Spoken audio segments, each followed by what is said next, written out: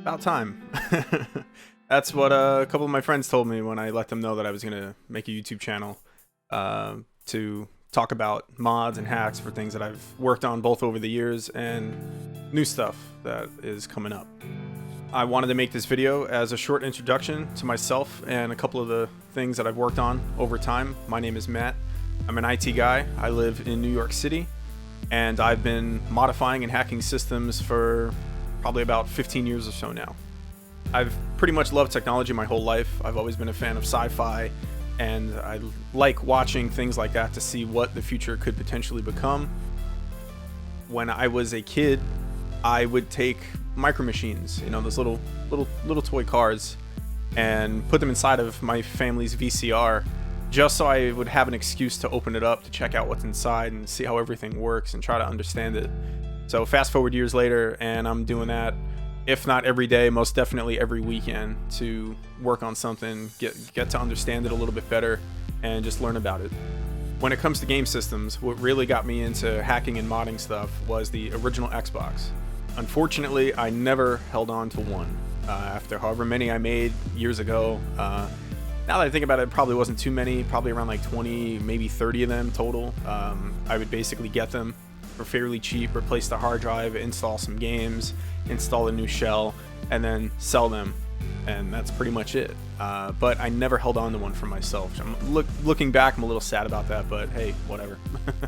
Now, in terms of something that I did keep, not too long after that period of time, I got a small, slim PlayStation 2. It was a silver model.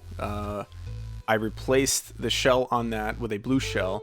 And actually, to back up real quick, I used to use what was called a swap magic on the original fat PlayStation 2. You'd put in the disc, the boot disc. You'd have to have something like it was like a little shimmy card, slide it in there, and it would force eject the drive so that basically, if you touch the eject button, the system goes back to the main menu and it cuts out.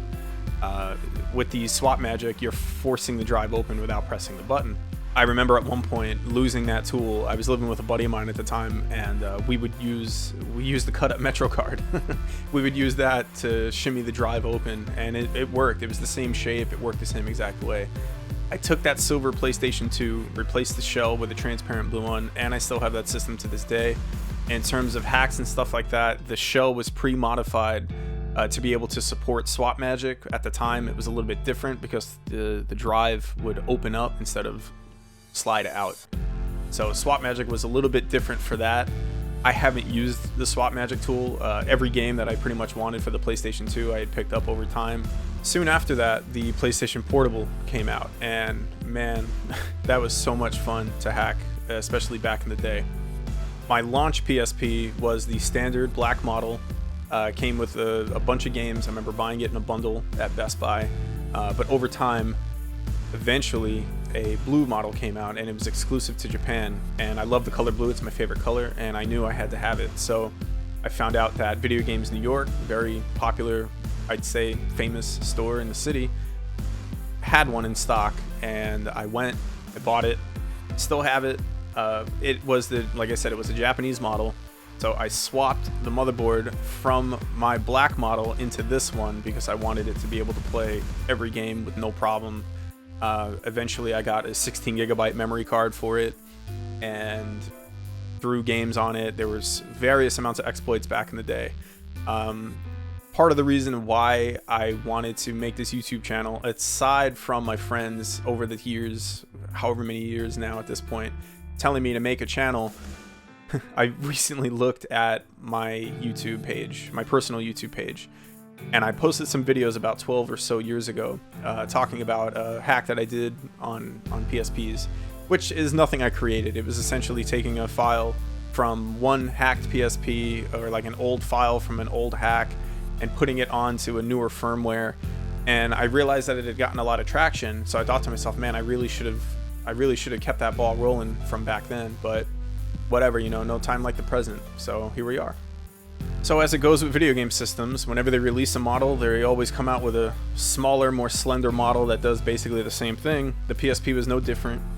The 2000 came out. I had gotten a blue one Also, aside from having the original blue one we just saw, but a few years ago sold that one. This one I had gotten at a yard sale. I repaired it, I hacked it, put a custom firmware, and around that same time I had also gotten a 3000 at a yard sale as well. This one I completely reshelled, took the UMD drive out. I also took the UMD drive out of my original one too. I installed the custom firmware on here. It's just, if like a PSP passes through my hands, I'm going to install a custom firmware. End of discussion. Years ago with the original PSP, people would send me either their complete system or memory stick or their battery if they had a specific type of battery. A hack that was around years ago was called the Pandora Battery. Basically, it boots your system up in a recovery mode as long as you have the right files in the right place on the memory card. You'd put the memory card in, pop in the battery, and it would boot into recovery mode. I think you had to hold down like the R trigger on the PSP in order for it to do that. Once you're able to do that, that was your foot in the door to install a custom firmware. Only certain batteries could do it, and I believe only certain motherboards supported it too at the time. Now we've reached a point in time where any PSP can be hacked. As far as I know, I haven't come across one that I wasn't able to hack. Like I said, I recently got back into hacking and modding PSPs. In terms of Game Boys, I believe the first Game Boy I tried to mod was a Game Boy Advance. I'll get to the Game Boy Advance in a few. What I wanted to do is start chronologically from the actual Game Boy's release, starting with the original Game Boy. The first time I ever tried to mod, tried is the key word here. The first time I ever tried to mod an original Game Boy, I was trying to install the bivert module. I installed the backlight with no problem. Installing the bivert module didn't go so great. I found another modder online on Instagram. I sent him my Game Boy. He sent it back. I saw what I did wrong, and then I took off. I was modifying a couple of Game Boys a week at that point. I would install a standard backlight. I would always install the bivert module just because the contrast just looks so much better with that installed. Eventually I got my hands on a clear Play It Loud model Game Boy. I did the same thing to it, but over time there's now a IPS display for original Game Boys, Game Boy Color, Game Boy Advance, everything. And my goal now is to upgrade the screens in all Game Boys to IPS displays. I installed an IPS display on here. It looks crystal clear, has a bunch of different color options. I also installed a rechargeable lithium battery with a it was a micro USB, but now it's USB-C. To charge it, you have to pop open the cover in order to charge it, but for me it's no big deal. The battery lasts a really long time. Also around that time period of modding the original Game Boy, you would apply the same pieces to a Game Boy Pocket, but a little bit differently. There were two Game Boy Pockets specifically that I wanted to keep for myself and modify and repair and get them all nice and clean. The Extreme Green model, which has a standard original backlight and bivert module in here, but this one went through hell. The old install would have to rest on the speaker because that was pretty much the only place that it can sit in here. Wires would run up the side of the console, go through the motherboard because there are tiny holes that the wires can go through. I think it was like 6 wires, 6 really thin wires, and they would get soldered onto the motherboard. I've since removed that. There's a smaller chip that came out that I was able to put in here, and the results are amazing. The screen on this one's a little bit finicky. Sometimes there's some lines, but they clear up after a couple minutes, and then sometimes the lines just don't appear at all. Sometimes they just stay there all the time. The other model I always wanted was the Japanese exclusive original styled Game Boy Pocket. This one has the backlight and bivert chip that I was talking about, but I also installed a rechargeable lithium battery in here with a micro USB port. This is probably in my top 3 favorite Game Boys that I have. Now, for the Game Boy Pocket, IPS displays are coming very soon from this company called Funny Playing. They're the ones making the ribbons and packaging everything together and selling it. I'm probably going to wind up getting 2 to replace in both my Game Boy Pockets. So of course, after the Pocket came the Game Boy Color. This is my original Game Boy Color from when I was a kid. It's the Pokemon edition that came with Pokemon Yellow. The first backlight available for the Game Boy Color was the AGS 101 screen from a Game Boy Advance SP. Eventually there were aftermarket versions of those screens that came out that some were better than others, but nothing compared to the original AGS 101 screen. You would take those screens, make some room, put them in here, actually make a lot of room, put them in here. There was a custom ribbon. And when you put everything together, it just looked great. Now for these, there's an IPS display as well. You see there's a trend here. There's always one type of screen that comes out, and then over time, a way better one to rule them all, I guess you could say. I would like to install a rechargeable battery in here as well. This already has an IPS display. This is almost this Game Boy's final form.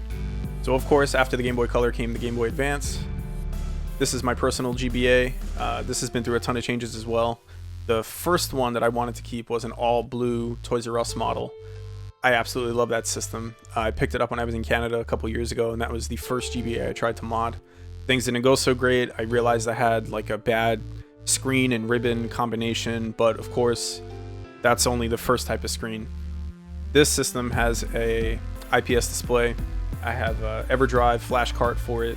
I also installed a rechargeable battery with USB-C. This GBA is my go-to whenever I want to play Game Boy games. I love this thing. This is so awesome. This Game Boy Advance SP was given to me by my brother. It's an original one. I think within the past couple years they came out with brand new shells that look like this model, the NES edition, keeping things consistent. Of course, I installed an IPS display. I also discovered that the original Nintendo DS battery fits in here as long as you cut a little piece off of the battery, a little piece of plastic, not like electronics or anything. That fits in here, and it gets you about another 2 hours or so of battery life, so that's great. This Game Boy Micro was given to me by my same brother. I had eventually gotten this faceplate and buttons from Rose Colored Gaming. I don't know what happened since then. I see a bunch of places, a bunch of stores on Etsy that sell similar looking, but they don't feel the same. They don't look completely accurate according to this, if this is the standard, which to me it is. I love this faceplate and the quality. It was not fun opening this thing up to install the buttons. You would think something so small, maybe the buttons just pop right out, but you have to open everything up, completely disassemble it just to get to the buttons. But this thing is still alive and kicking. I know Game Boy Micros still go for about $100 or so these days. I think that the faceplate from Rose Colored Gaming is going to get a re-release pretty soon. At least I think on Instagram or Twitter they were mentioning something along those lines. Never say never type of thing. Switching back to Sony stuff real quick. A few years ago, I had gotten a PlayStation Vita, and I loved it. I played it for a good 6 to 8 months, and at the time I was very heavily interested in collecting NES games. So I took that Vita, and I traded it to a buddy of mine for some NES games. What are you gonna do? About a month or so ago, I got this Vita. This is the 1000 model. This has an OLED display, whereas the second model has a not so good comparative display, but the second model has better battery life, so there's a bit of a trade-off. For this, I installed a custom firmware, and I got this awesome case that has L2 and R2 buttons that basically when you press them, it's like touching the touchpad on the back of the system. It makes remote play so much better, as well as first-party games like the God of War releases that came out on here. The most recent system that I did something to is the Nintendo Switch.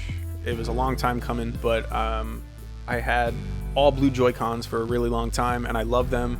But then I started looking into the quality of the clear shells for the Nintendo Switch, and this is a newer Nintendo Switch, the one that got silently released with better battery life and better cooling. So I removed the heat plate on the back of it when installing the clear shell, and it's been working great. I ran it through its paces with some Breath of the Wild and Animal Crossing, where one is, much more graphically intensive than the other. And from what I can see, the fan barely spins on this thing. When it comes to custom firmware, I probably won't be hacking my Switch in terms of that anytime soon. I have a lot of Nintendo Switch games, both physically and a handful of digital ones at this point. And I just really have no interest in installing a custom firmware on here for anything. I don't need homebrew on here.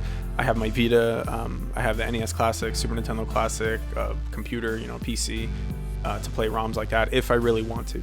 Some other stuff I've worked on over time is the NES Classic, Super Nintendo Classic, PlayStation Classic, and the Genesis Mini. I also have a Neo Geo Classic, or Mini, whatever, the small arcade one, which is friggin' adorable. I love that thing.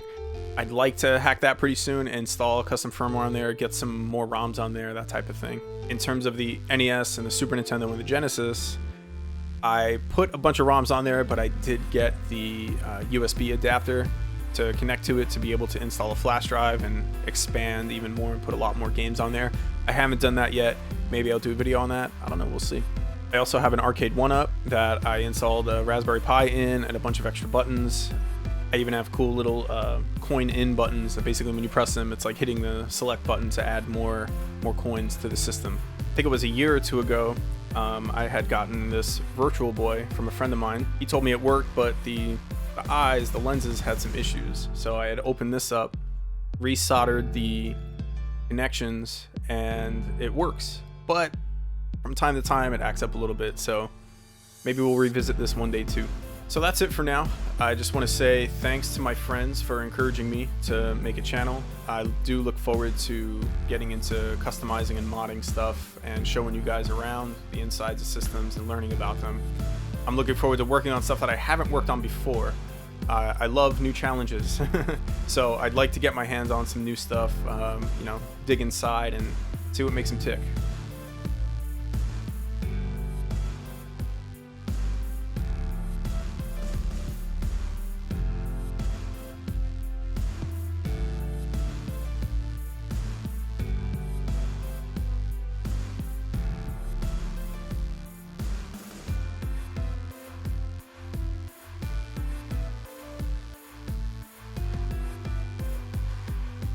So for now, I'm out of here. See you next time. Peace.